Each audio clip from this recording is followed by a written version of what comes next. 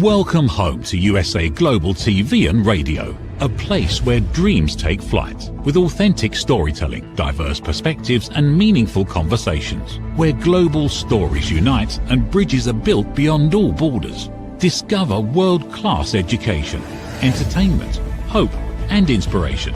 Together, we're building bridges worldwide. Subscribe to our channel, USA Global TV. Download our app, USA Global TV. Be our guest or join our team. Visit usaglobaltv.com.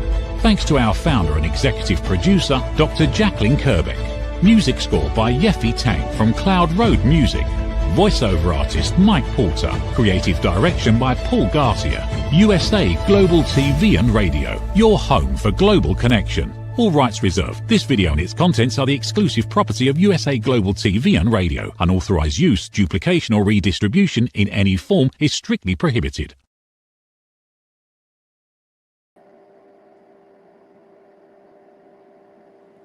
Welcome to my second episode of my new show called Beyond Survival on the USA Global TV and Radio Network. For those that don't know me, I already have a show called This is Phlox that is dedicated to raising awareness for fluoroquinolone toxicity.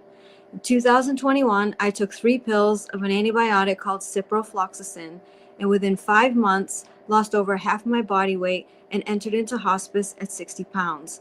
By some miracle, I survived, and I'm still here to tell my story. And even though I'm on palliative care, I need 24/7 care, and I'm literally doing this interview from my hospital bed. I'm doing more than surviving. People ask me all the time, how did I survive? How did I stay mentally strong? And that's what prompted me to do this second show. We have all been through traumatic experiences, and each and every one of us has a story to tell, and I truly believe we can learn so much from listening to each other's stories. On this show, Beyond Survival, each guest will talk about a situation they had to overcome. How did they get through it? What kept them going? What lessons do they have to share with the rest of the world? And what is it inside of them that enables them to do more than just survive despite their less than ideal circumstances?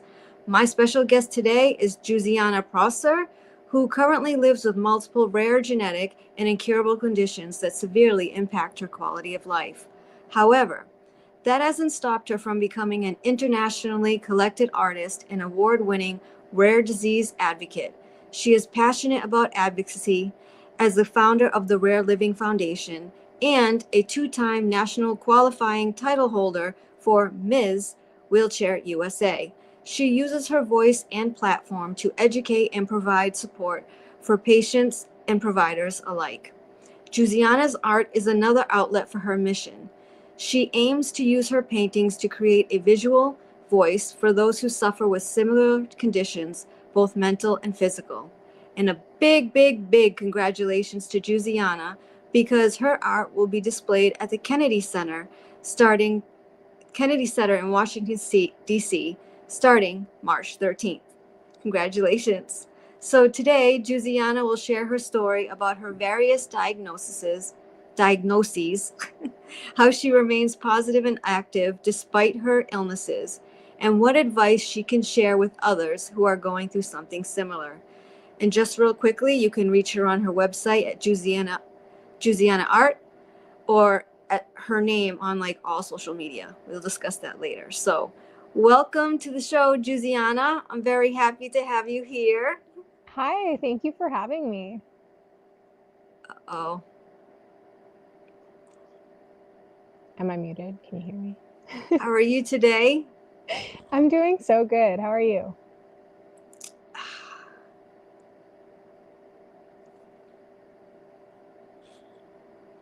Can you hear me? I can't hear you. No. Can you give me a moment? Yes.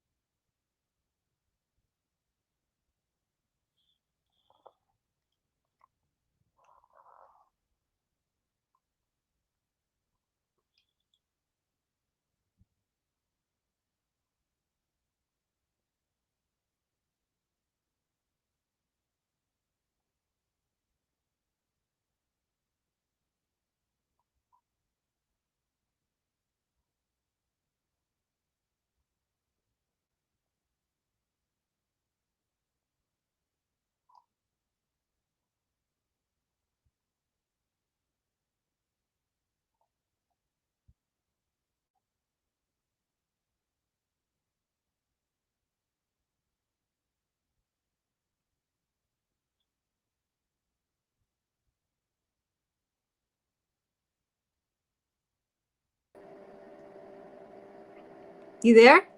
I am here. Can you still not hear me? Oh no. You know what? Why don't we do this while I figure out my issue? To kick off the show, you have many different diagnoses, some of which means you had them since birth, which means these illnesses probably felt normal to you. But at some point, when did you start to notice that maybe things weren't so normal or that you were sick? So I'm going to disappear, but please keep talking for the guests. Yeah, well, so the first time I really, really noticed it and really felt that I was different, I was probably about 6 years old, in kindergarten or first grade. I didn't understand why everyone jumped off playground equipment so effortlessly, why people didn't seem to be in pain, um, because I was. And little 6-year-old me didn't really come to the conclusion that, oh, I must have something that other people don't. The conclusion that my little brain came to was, I must just be weaker. I must not be hiding it as well as the other kids. Um, and I think that carried on throughout my life a lot, even in and out of the hospital in my, you know, 10, 11, 12 kind of ages. I still did not realize something was really actually wrong until I was about 14, when things went downhill a lot more. And, at that point, it did become more disabling. I had to take more breaks. I was more sick. I was visiting the doctor more. And it just kind of kept going from there. But I'd say my earliest memory was probably when I was around 6 years old. Wow. That's really young. Yeah. So let me ask you this, because I'm also someone that's on palliative care, but I'm a lot older than you. What does it feel like to be 22 years old and on palliative care? And what does that mean to you and your future? Honestly, it was kind of a shock. It was a hard thing emotionally, but I think it was very validating to my experience of how severe things were, because for so long it had been dismissed and disregarded and considered mild and normal. So definitely lonely, definitely scary, but it was overall just validating. And for what I feel it means for my future, honestly, I feel it gives me more of a future, because if I have any chance at palliative care helping improve my quality of life, I will have a better future, a brighter future, a future with more opportunities than I would if I was just completely bedridden with no care. Right, because they're there to check in on you and make sure you're okay, which is where you were at before, like all by yourself. So it's just like a mind thing when you're like palliative care, when you associate that to yourself, you know what I mean? That's why I was like, how do you feel about that? Like for me, I'm like saying the word hospice. Oh my goodness, I don't want to hear that word again. But it's just it messes with your mind a little bit. But you're right.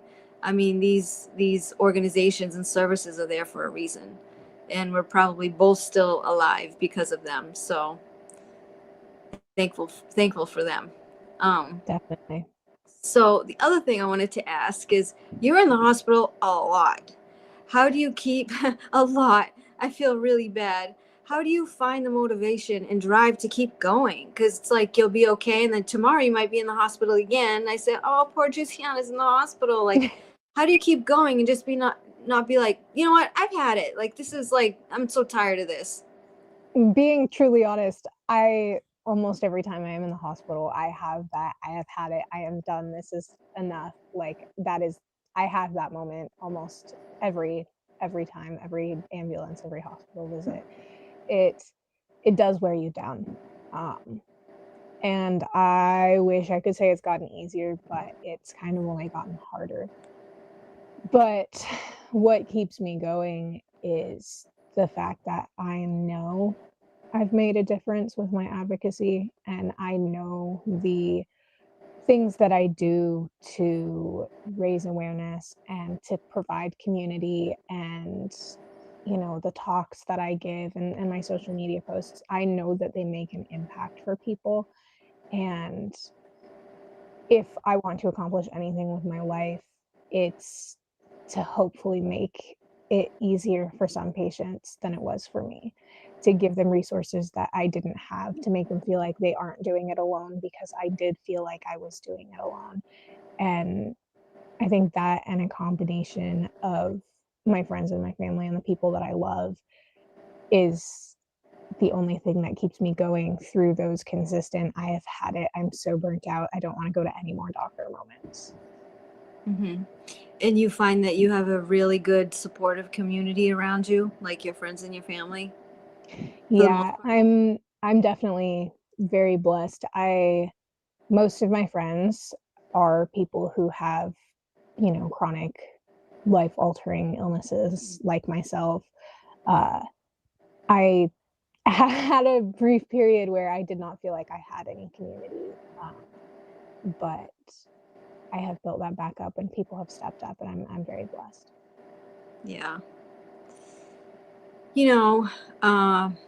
I do lots of research on my guests, except we know each other, so I didn't have to do much research on you. But I also do a lot of research on their platform, right?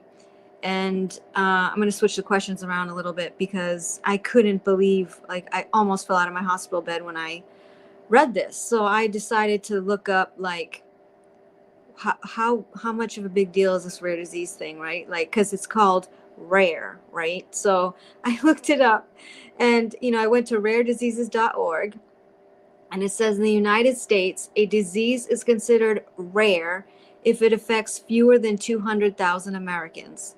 So I said, okay, that number is probably pretty low. But then kept reading. According to the National Institute of Health, there are approximately 7,000 rare diseases. Oh my goodness. Okay, so that was the first thing. And then finally, they said the number is between 20 to 30 million Americans being affected by rare diseases. And they wrote this little thing that I thought was cute. This equates to 1 in 10 Americans, or one on every elevator, and 4 on every bus. So it just puts it in perspective. Like, when you're on the elevator and you look, one of you has a rare disease, you're on a bus, 4 of you have a rare disease, it just, for a rare disease, it doesn't seem so rare. You know what I Yeah. mean? So I was pretty shocked, like, that Yeah. there's 7,000. And so 7,000 is actually a outdated number. It is estimated to now be closer to 10,000 Oh my rare goodness. diseases. And one of the reasons I'm so passionate about advocating for rare disease is because all of these people may feel alone. Like, for me, my most severely impacting medical condition impacts less than 1 in a million. But even though there's only about 7,800 people in the world with my specific disease, there are countless people who understand. And, everybody knows somebody with a rare disease. 80% of rare disease patients have the most 350 have the 350 most common rare diseases, and those are ones that most people have probably heard of, like cystic fibrosis and MS. But most rare diseases impact a much smaller population, and just bringing those people together, even if they're not people who have the exact same diagnosis, there are people who understand the neglect and the diagnostic delay of an average minimum of 4 to 7 years and 17 doctor or hospitals before a diagnosis is found. So just connecting people, because individually rare diseases are rare, but together we're not. Right. It's like when we talk about those of us from fluoroquinolone toxicity, right? It's like the number of 1 to 2% is small, but when you have millions and millions of prescriptions, that number is huge. So it's the same thing in your case, right? Like, there may be, less than 200 per disease, but with almost 10,000 rare diseases, like you said now, obviously the National Institute of Health says it's 25 to 30,000, 25 to 30 million Americans. That's mind blowing, really. And you say it takes 4 to 7 years to get a diagnosis, then I don't even want to know what happens with treatment. I'm sure there are diseases that have no treatment. And if Yeah, it's that rare, only about 5% of diseases have FDA approved treatments. So only ah, about 500 out of those 10,000 have treatments approved by the FDA. so what happens to the other 9,500? They never have any treatment? They either never have any treatment, or they just try symptom management, or they're trying treatments that are not FDA approved, and so they're off label, and so insurance will likely not cover them, like in my case. And then that puts barriers between patients and treatment and patients and care. And that's even if once you have a diagnosis, doctors believe you enough to treat you, because unfortunately with a rare disease, you have doctors who have either never heard of your disease or only heard of it once or twice in a textbook. And so they're like, oh, well, that's impossible. That's too rare. You can't actually have that. And therefore, I don't believe you and I'm not going to treat you. And that is unfortunately a very common experience for patients. I don't even know what to say. I I thought it was so much more rare, and I said I can't wait to talk to her tomorrow, because this is a lot of people, and I'm sure a lot of people watching are saying I have this and that as they're watching. It's part of the 10,000. It's mind blowing. I would imagine, I don't know, that there's probably many people that just pass away from, Yeah, I mean, I've lost many friends due to delayed treatment or lack of treatment or doctors not taking things seriously. But one of the main things I focus on in my advocacy is the delay in diagnosis, that diagnostic odyssey, that period where you are searching for a diagnosis, which takes an average of 17 different doctors or hospitals before you get an answer, and 4 to 7 years. For some diseases, it's an average of 26 years to a diagnosis. However, 50 to 75% of rare disease patients are children, and 3 in 10 of those children die before their 5th birthday. So if the diagnostic delay is 4 to 7 years, and these children are dying before they turn 5, they don't even have a chance. Yeah. And it's just so important to increase testing and increase education for doctors, to look for the zebras, to look for the rare patients. So basically that's what your platform is trying to reduce the duration of the diagnosis, right?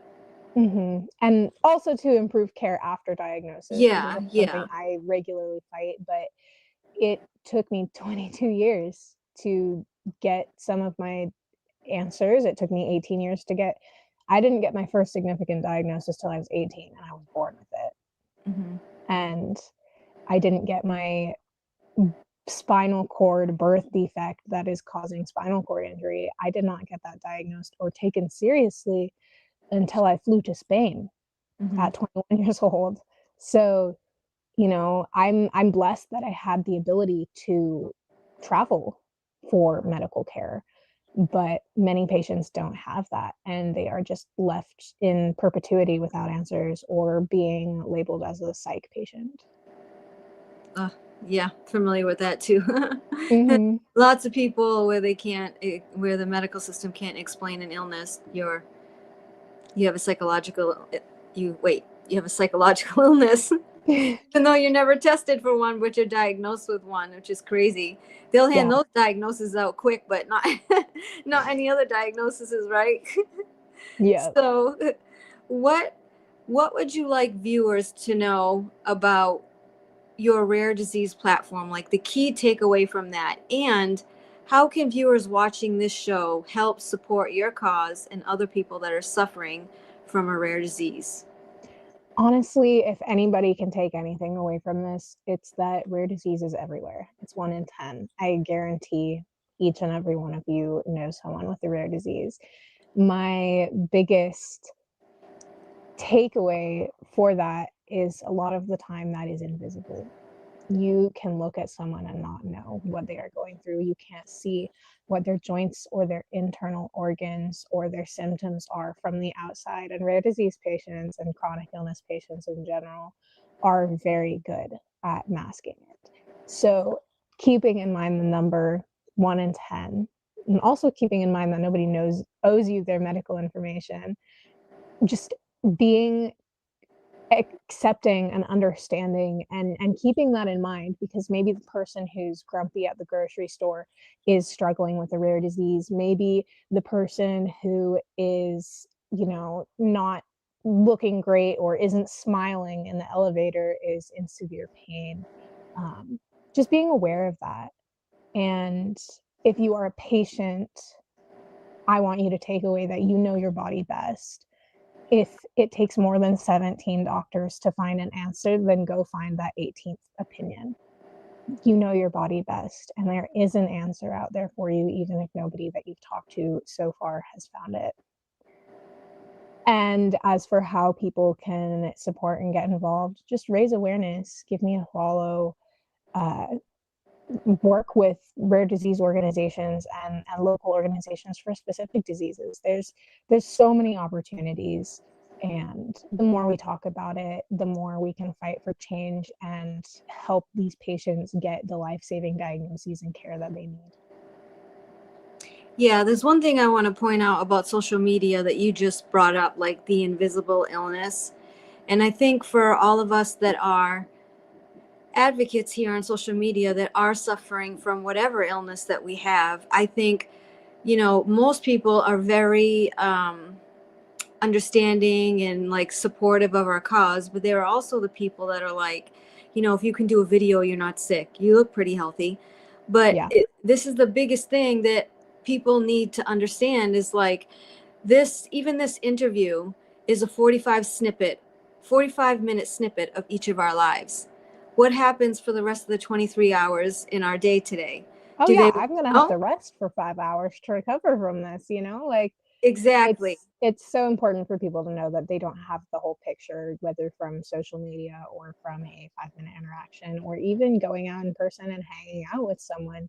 You don't know what they had to sacrifice to be able to do that. That's right.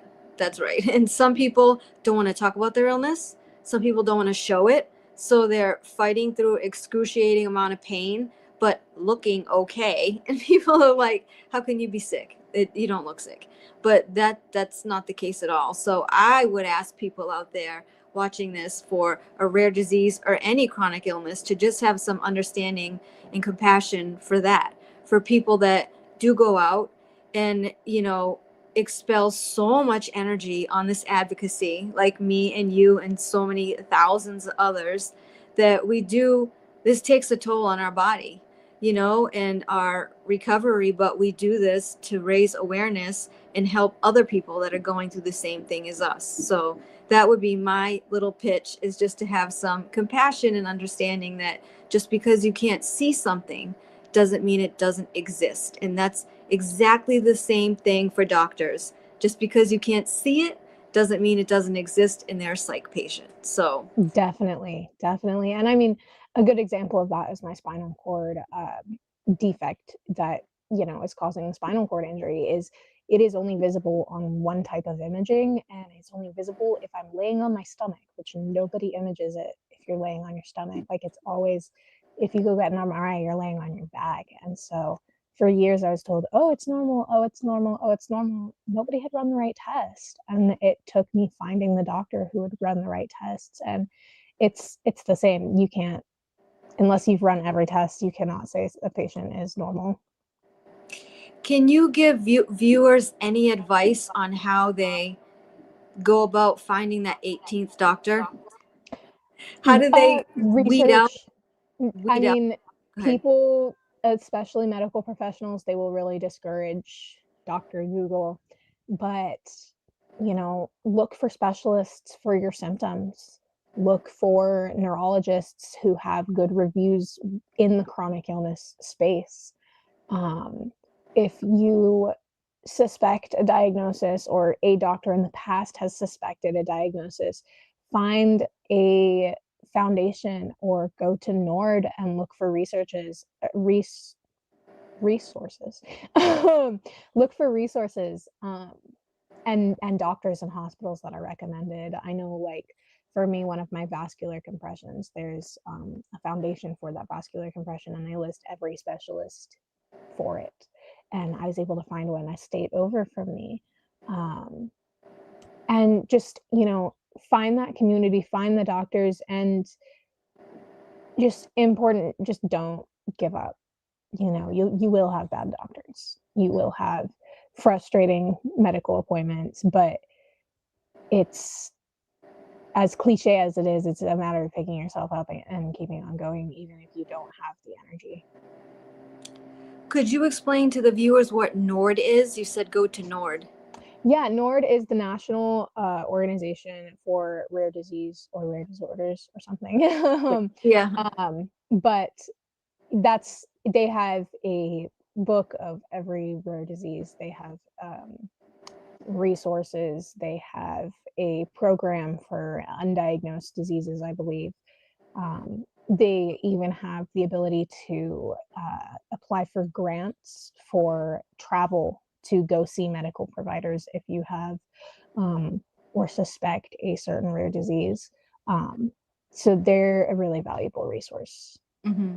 Yeah, I noticed them every time I was looking up rare disease. They kept coming up, so I think that's probably a very good resource for the viewers. Absolutely. Yeah.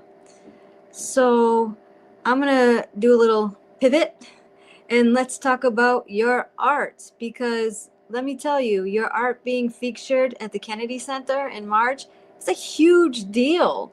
So tell us about, what that means to you and how it improves your quality of life and how you use it for your advocacy. Yeah. I mean, first off, I'm really excited. I don't even know how much this achievement means to me.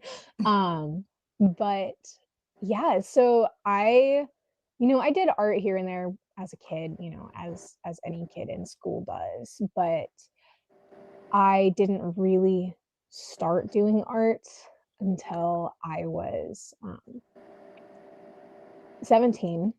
I had to fly across the country for a major surgery, and I was stuck there for a month in a hotel recovering, and I was bored out of my mind. So we picked up some art supplies, and I started to teach myself how to paint. And when I got home, I continued that, and a couple months later, one of my conditions came out of remission, and I was just in excruciating pain, and I was trying to use my art as a therapy and as a way to process that pain, because it was bad enough that I didn't want to be here anymore.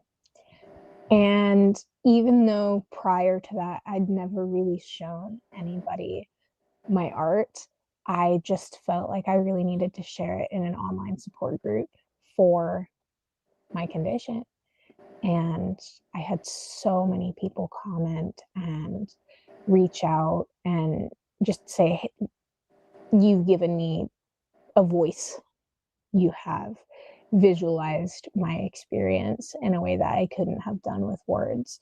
And that's when I kind of realized, I need to share this, even though it's out of my comfort zone, even though I don't want to really share it. Like, I need to do this because it's making a difference.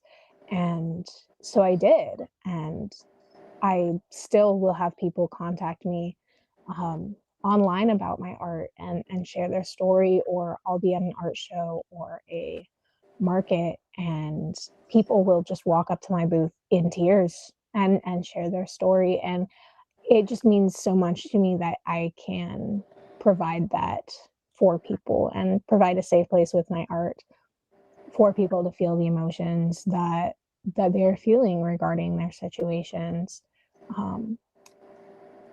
I I aim to use it not just as a therapy for me, but to give that visual voice to people who maybe don't have the words for it, and to raise awareness for the things that we go through and the emotions that we go through when we are living with these things, because a physical illness does not just affect you physically, it impacts you medically so severely.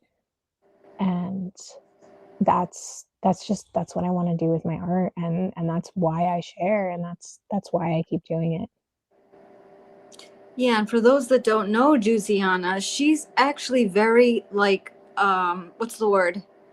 Mm, artistic, not just with art. Like, you write poems that are beautiful poems. Even the videos that you post on social media, they're so well done. Like, you're just a very artistic person all around. And so it's definitely commendable that you've used that as like your outlet, which also helps other people, because like you said, there's a lot of people sitting there in pain that are like, I'm not drawing, I'm gonna lay down, I'm gonna do whatever. But Giusiana's like, nope, go get me some some paint, and I'm gonna teach myself how to paint and draw. So from someone that went and taught themselves how to paint to having you work at the Kennedy Center, like, that's just absolutely amazing. That Yeah, must be the best like motivation, right? it's definitely like, it's definitely a full circle moment. It feels really, really cool, especially seeing as I had gone from that person having my first, second technically, but my first major surgery, and the the recovery from that, and just starting the diagnostic journey as a young adult, and starting fighting that on my own, going from learning art and fighting through that to now advocating for other patients like me, and also watching my art career grow at the same time, is just, it's really cool, to me. Yeah. It that's why you're on the show. That's why I reached out to you. I was like, this is absolutely amazing. And don't forget the Ms. Wheelchair USA twice. Those pictures are amazing. I see you with the little tiara. I'm like, look at her go. Go, Giusiana. Thank you. Yeah, it's been really good. I'm very grateful for all the opportunities that I've had in the past year, especially to grow in my advocacy, and to do new things, and meet more people, and make more impact. Yeah. So, one of the things we learned today, I want to make sure our viewers take this away, is that rare diseases are not so rare, right? Yeah, The actual disease itself may be rare, but due to the vast quantities of rare diseases, it's affecting 1 in 10 people. That is absolutely significant. And it may not be a disease that you can see or understand. And, the fact that you explain it takes 4 to 7 years to get a diagnosis. And then once you have a diagnosis, maybe it can or can't be treated. I mean, that's quite a life sentence to have. I yeah, think that would do a lot to people's psyche. After all these years of being, it's all in your head, and then they find out the rare disease. Oh, here's some validation, but we don't know what to do with you, yeah, right? So that's why I ask, like, you know, what is it like? What can you share with the viewers that face a similar situation like you? Like, this is what I'm trying to get to. Like, what is that thing inside of you that makes you keep going, that makes you keep fighting, that makes you keep being an advocate? Like, what is it? Can other people that want it get it? You know what I mean? Like, get to that frame of mind. Do you get what I'm saying? Like, yeah. what is I do. I I think for me, and this may not be something that relates to everybody, but for me, it's wanting to make a difference and provide resources and comfort and community for patients just entering that process, or still in the depths of it, that I didn't have, because I felt really alone. And so even when I struggle, even wanting to stay for the people that I love, and even just wanting to continue going to doctors, I think like, well, I have to, because I have to keep providing these resources. I have to keep creating this content that is helping bring people to the right answers. I have to keep helping people, because I didn't have that. If I can even make one person feel less alone, then that's what I want to do, you know? And that may be something that doesn't resonate with people if they're not comfortable having a platform, but I will say, even if you don't feel like someone sees your strength, someone does.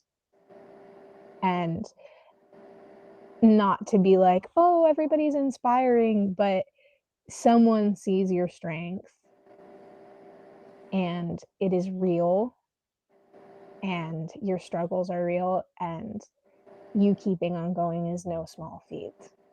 And that is something to be proud of in and of itself. Yep.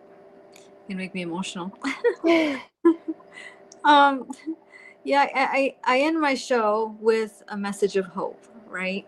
So for all the things that we just discussed, it seems like hope would be very minimal for people with a rare disease that are just struggling to be heard and struggling for acceptance and struggling for a diagnosis and treatment, which they may never get. As you said, like 500 out of the 10,000 get some sort of a treatment. So what's the message of hope that you can give to anyone that's in your situation, that no matter what they're going through, there really is still a way to carry on, even if your quality of life isn't the greatest, because you definitely are. Like I can't express to the viewers like how much you go to the hospital, and here you still are on this interview, going to Washington D.C. like to advocate, and then Miss Wheelchair USA, and then the art. It's just, you're still figuring out a way how to do all of it. So what message of hope can you give others, that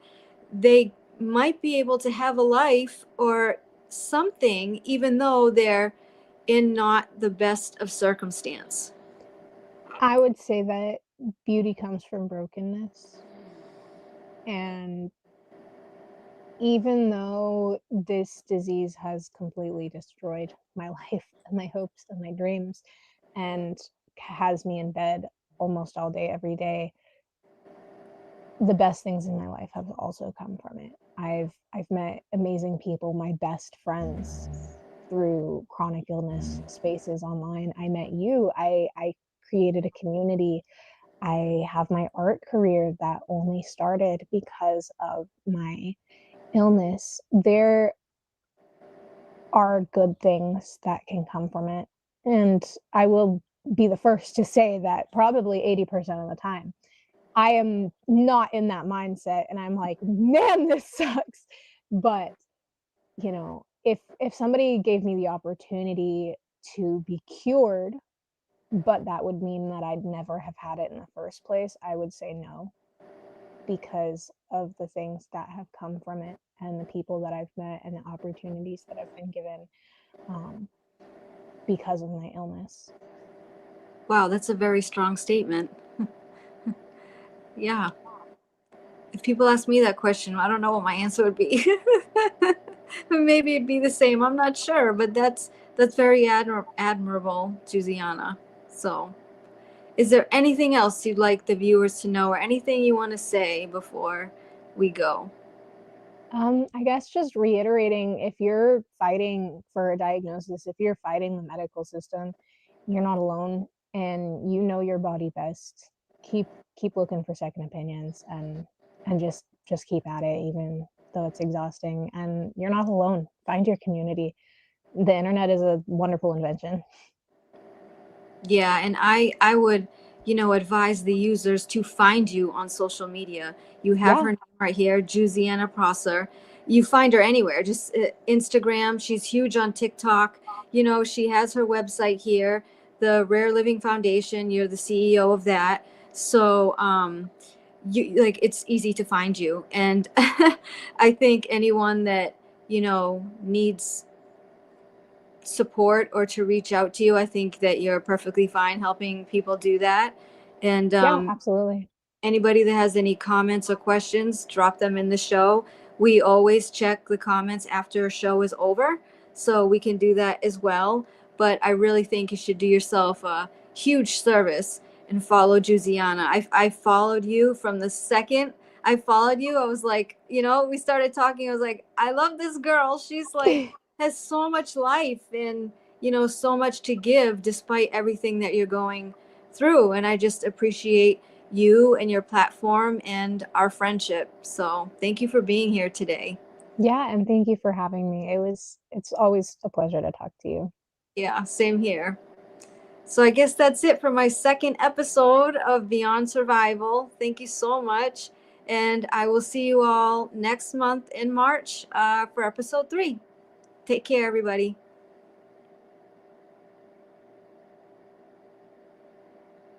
Thank you, viewers and listeners of USA Global TV and Radio, for joining us today.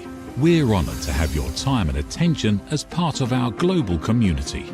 At USA Global TV and Radio, we believe in the power of authentic conversations, meaningful connections, and creating a world of possibilities together.